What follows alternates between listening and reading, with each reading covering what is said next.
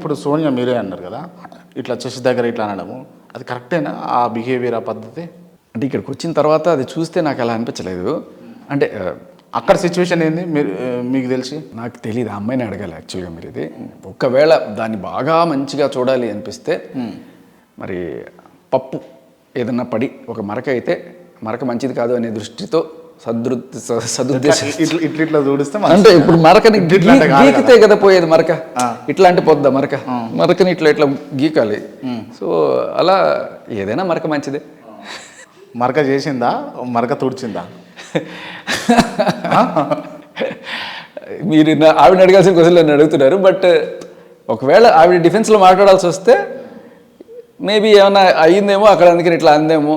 అంటే ఆయనకైనా తుడుచుకోగల శక్తి సామర్థ్యం ఉంది, ఆయనకి ఆయనే తుడుచుకోగల శక్తి సామర్థ్యాలు ఉంది, ఆయనకి ఆయనే ఆడగల శక్తి సామర్థ్యాలు ఉంది. ఎందుకు ఈవిడి చేతిలో